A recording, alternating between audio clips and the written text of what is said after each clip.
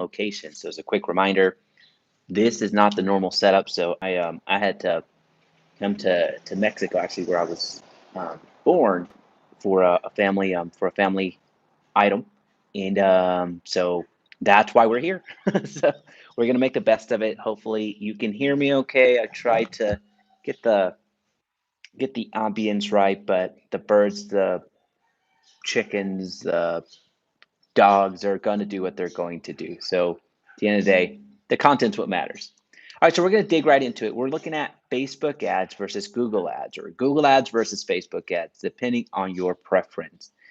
We run into this quite a bit whenever we have conversations with real estate agents on which platform should I focus on. Should I go with Facebook ads? Should I go with Google ads? What's the difference? So I want to go into some differences today and also give you some points where Facebook wins hands down, and then going to give you some other points where Google wins hands down, because there's some strengths to both. So getting right into it, again, we're looking at Google ads versus Facebook ads. Which is better for real estate leads? First thing we want to just to level set, and as you're coming in, a like is going to go a long way. It's going to help send out the notifications, especially since I'm doing these live streams whenever internet is present. So the first thing we want to really understand is that both work and both don't work at the same time. I know that's a mouthful, right? So what does that mean? Both work if you give it time. Both work if you are diligent with it. Warren, my friend, how's it going, man? I appreciate you hopping on. My good friend Warren out of California. He dominates the Tri-Valley area, so y'all should go check him out. He's got a great channel. He's a great agent overall as well. So both are going to work and both are not going to work at the same time. So if you dedicate your time, energy, resources in learning Google ads or Facebook ads regardless, and are diligent following up with the leads that come in respective platforms, that is going to work. And as that dog continues to bark, I am going to get more and more frustrated. So that's really what I wanted to level set with. It's that understanding that both are going to work and not work. I think we get that, right? So number two is we do need to give it time. We do need to give it some energy and patience, considering that regardless of what marketing medium you use, whether you're paying for that advertising or you're just waiting for the organic reach to take hold, you do need to give it some time. So give it some time, adjust things as you get going, and you're going to be better for it. So just making sure that we're understanding that simply because you launch an ad one day does not mean that you're going to be successful. And also, if you don't get a lead, doesn't mean that you're not successful. It just means that you need to adjust. You're just gathering data as you get going. And then the third point that I really want to highlight before we get into the individual characteristics where one platform exceeds over the other is understanding that with Facebook going there first, that's interruption marketing. That's where you're interrupting somebody's day, if you will. So when it comes to somebody going to Facebook as an example, and going to that dog is going to I shouldn't make threats. um, when it comes to Facebook as an example, when people log into Facebook, they're expecting to go either waste time or go and do just be in the platform, going and liking profiles and scrolling through a news feed, seeing what's going on, seeing the updates of all the pages that they follow and all the friends that they follow. So your ads are going to show up there. So either they're going to show up in the news feed, they're going to show up in the stories, they're going to show up in Messenger, they're going to show up in so many different other placements. But understanding that with Facebook, you can tag Instagram in here as well. Understanding that both of these platforms, or let's just stick with Facebook, let's not introduce Instagram right now. Understanding that with Facebook, you're going to capture a lot of people in all parts of the sales journey. And some of them are going to be at the top of funnel, some of them are going to be middle funnel, bottom of funnel, meaning top of funnel. They're not necessarily aware about you, your product, or your service, and aren't necessarily looking for your service. They're there on Facebook because they're there, right? Middle funnel is they're aware of what they're needing. Now they may consider searching for providers, in this case, real estate agents, if you will, but really it's the middle funnel. There's not a commitment to you. And then the bottom of funnel is those are ready, willing, and able to purchase. They just need that right individual or that right opportunity. With Facebook, you're going to catch everybody. And we'll talk about one of those distinctions, one of those characteristics that make it so on Facebook specifically. So compare that with Google. Google is intention-based searching. So it's intention-based. People go to Google to search for something. And based off of their search, you get a general sense of where they are in the consumer journey. Somebody that's saying, should I refinance a property or should I refinance my house versus saludos, Marlon. Saludos, saludos. Versus those individuals that are best real estate agent in Dallas, Texas, those two people are different. Those people that search for should I refinance my house versus the people that are looking for the best realtor in a certain area. Well, these people over here, they're a little bit further down the funnel, so you can actually target those individuals. And I'm getting ahead of myself, but just understanding that those are some difference. Those are some difference. Facebook is interruption marketing, and over here on Google, we have intention-based marketing. So understanding those right then and there, if you understood nothing else about the platforms, that in and of itself is going to give you an inkling of where you should go. Now, again, both of them work and both don't work at the same time. It just depends on what you make of it. So we'll get into that actually right now. All right, so ease of use. So for those of you that are just joining us, we're looking at the difference between Google ads and Facebook ads and which is better for your real estate business. We're going to go through some points that I've lined out here that will help us determine which one would be better for you. Now, again, both of them work and both don't work at the same time. It just depends on what you make of it. As far as ease of use, that's our first category, ease of use. So ease of use, which of the platforms would you say is easier, if you will? Which one would win in this category? For my money, and I want to know your comments down below, your what you would say would make the ease of use. I see Facebook. That's mine as well. Facebook ads, ease of use, hands down, wins out. And I'll share a little bit of the startup on what if I were to say, Jaime, start advertising on Facebook versus start advertising on Google. I would give you this. I'm going to give you the step by step. There goes a trick. I'm going to give you the step by step on how to get started on both.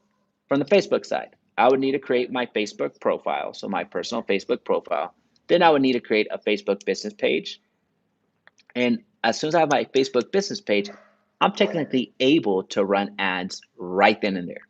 I'm able to run ads from my personal ad account without needing to do much else. So once technically I would love for you to create your business manager, create an ad account business, but for the sake of simplicity and to be fair to Facebook, that's all you would need. Once you have your personal account, you either create one of the 11 campaign objectives that you want to run an ads towards or run an ads from. You select the messaging and you're on your way. Many of the platforms actually don't even, many of the objectives don't, well, I shouldn't say many. Several of the objectives with your Facebook ads don't require you to even have a website. Some of them will require a privacy policy, but they won't require much. Like a messages campaign, you keep people on Facebook. They're actually messaging you. It's a messages campaign. You don't have to invest on a WordPress website, Squarespace website, landing page generator, anything like that, and you're off to the races. So that's that simplistic, that simple way to get started as far as the interface, reading reports, reading what's going on. Super easy to do as far as editing your campaigns. Very awesome interface. Ease of use, Facebook hands down. Now, from the Google side, I would need to create a Google account, a Google AdWords account or a Google Ads account. They don't call it AdWords anymore. They haven't called it that for about 3 years. A Google Ads account. I create that Google ad account, and then I have to launch an ad. Now, from the simplistic example, like you're able to launch ads quickly. However, the issue becomes, where are you going to run the ads towards? So if you're running an ad on Google Ads, then you're looking at optimizing a landing page or a website. You're looking at getting that up and running before you're able to run ads on mass. So that is challenging if you have no online presence, if you don't have a website, if you don't have a landing page generator, if you just don't have an offering, it becomes a bit more complex. So ease of use, Facebook, hands down. All right, so now let's go into, for ease of use, eventually we'll learn. So, right, eventually we'll learn how to read reports on Google Ads or make adjustments on campaigns. Same thing with Facebook. That's overcomeable. But let's talk about targeting because that's not necessarily overcomeable. Targeting, where are you going to be able to target the individual more directly or target the end client who you want to speak to in a more direct way? Well, is it Facebook? Is it Google? It's Google. You're able to target people more to the point, more targeted. I don't want to use this anyway. So more targeted. You're looking at Google. With Facebook, it used to be very, very, very simple. You used to be able to target demographics, meaning who they are, what their characteristics are, and also their intentions. There used to be a button, believe it or not, that you could select on Facebook and select likely to move. That was powerful. You were able to select so much on Facebook, but that is no longer a thing ever since the special ad category was introduced about 3-4 years ago now. On Facebook, although they have added a housing element, they have added a fair housing element similar to Facebook, kind of like a special ad category, but for Google, you're still able to target from a different demographic perspective, meaning ages, income, intentions, all that fun stuff. You're still able to do that over on Google. So in this one, when it comes to targeting, Google wins out. It just absolutely does. Now, cost per lead, I say this just because there's a lot of questions about cost per lead. For me, this is a meaningless stat. What you're looking more is for the quality of lead and actually return on ads spend. So without getting too technical there, I just want to go ahead and address the CPL, cost per lead. The cost per lead, which one's going to give you the least expensive lead? It's Facebook. It's Facebook. Now, if you ask me which one's going to give you a higher quality lead in terms of, I wouldn't even say conversion rates, but just in terms of people that are generally interested, then I would have to give it to Google. So when we're talking about cost per lead, if we're looking for mass, if we're looking for a very low cost lead, Facebook is going to go all day long. I could turn on any ad right now and get in just about any market and get a lead for about $1 or $2. So it's not going to be that expensive. Now, from the Google side, it's going to cost a little bit more. There, depending on the type of lead, depending on the market there, then you are looking about 3, 4, 5 consistently. But, it's when it comes to the cost per lead, yeah, the cost per lead on Facebook is going to be considerably less. And then as far as the quality per lead, I actually would err towards the side of Google.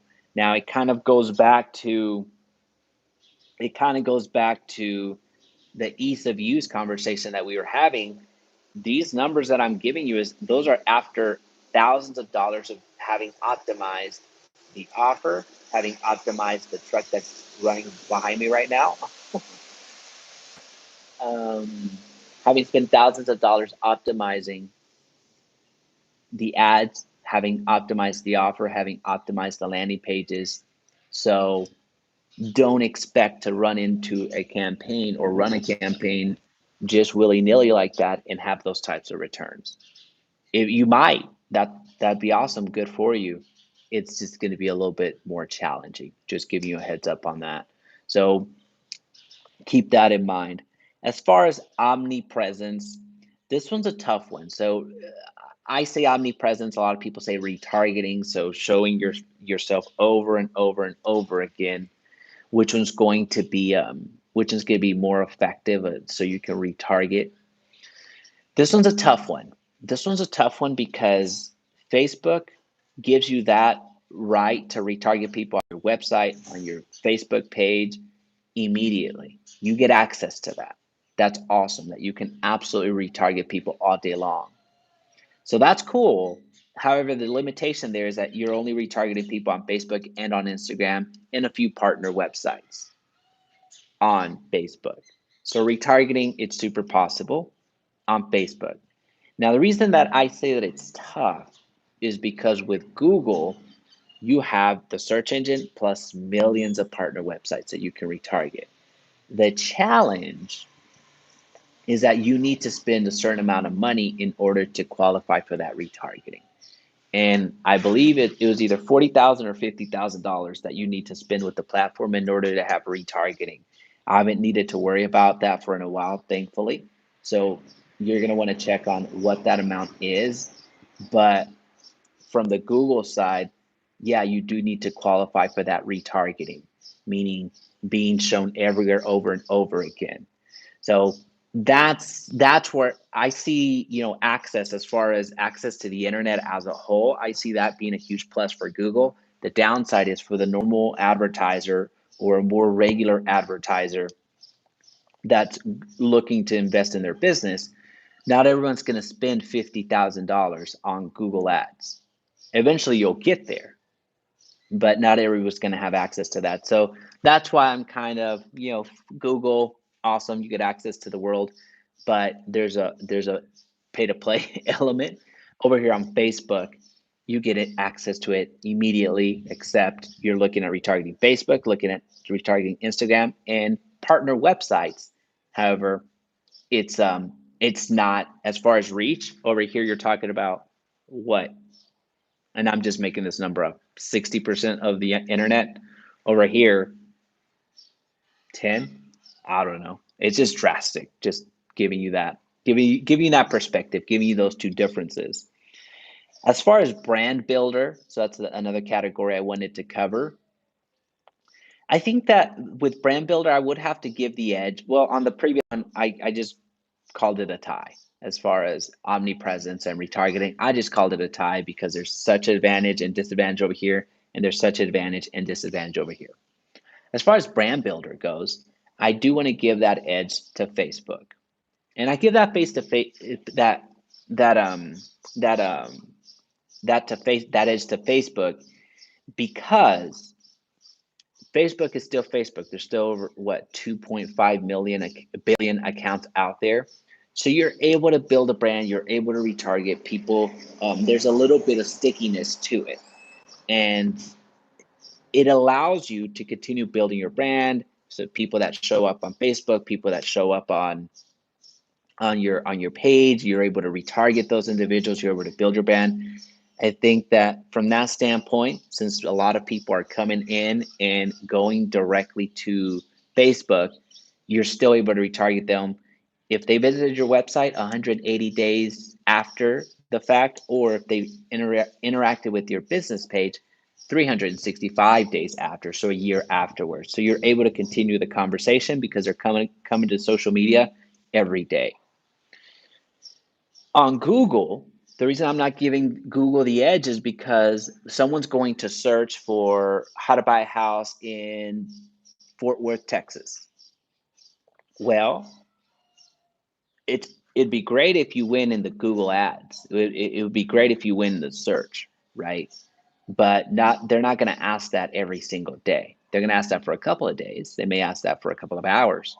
But it's then your responsibility to either win in the ad in the ad search every single time so they click on your ad, or if they click on your ad once, then you retarget them in some other capacity. So retarget them on Facebook. So over here, think of it like a silo, like a moment in time, if you will, with Google Ads. When somebody is searching for you, there's a moment in time where you're needed. So you need to capture that attention and retarget them as much as you can, because that attention is fleeting. Over here on Facebook, they're going to come back to Facebook. So if they engage with your ad once, over here, you're able to retarget them over and over and over and over again, and they're going to come back to Facebook. Over here, we already talked about the retargeting limitations with Google. So over here, as far as a brand builder, it's more like a silo, if you will, and you just hope that you caught somebody's attention and then you're able to retarget them from there. Now, if we were talking about YouTube, we're not, but if we were talking about YouTube, in category, if we were pairing Facebook and Instagram versus Google and YouTube, because parent company with the daughter company and parent company with the daughter company, um, then then my answer would be reversed. But we're not, because Google, it provides an incredible amount of stickiness. So as evidenced by today's live stream. Well, that's really what I wanted to share with Google Ads and Facebook Ads. I know that you're looking for a winner, and unfortunately, I don't necessarily have one. I would say that if your budget is on the lower end, and when I say lower end, I'm not trying to disparage anybody, but generally, what I suggest with individuals that are looking to start advertising, I would say that if you want to give Facebook ads a legitimate crack at it, I would say that you'll want at least $300 a month with Facebook ads for 3 months straight. So over there, you're looking at $900 to get started, giving it enough money to split test ad copies, to split test things in your market. On Google, I suggest people spend $500 a month. That'll give you enough time to split test a little bit of elements and give you enough up at bat so you can see which landing pages are working, which call to actions are working, and give you a good sense of if the platform is right for you. So over here, we're talking about $900 altogether. So again, 300 for 3 months straight. Over here, 500 for 3 months straight, so it's $1,500. So as far as budget, that's what my opinion is. Over here, generally on Facebook, we're going to get a lower quality lead, so you're going to get more volume, so it gives you an opportunity to get your reps in. Over here on Google, you do need to get a lot more things right in order to see any type of success. So if you're looking for the path of least resistance and a way to get started on advertising, I would suggest Facebook. If you are a little bit more experienced and have the patience, diligence, income, budget, everything to make Google Ads work for you, then I absolutely would suggest the Google Ad route. In the ideal world, you're doing both of them and doing both of them together in a harmonious way, but we're not in the ideal world. So I just want to give you a different perspective.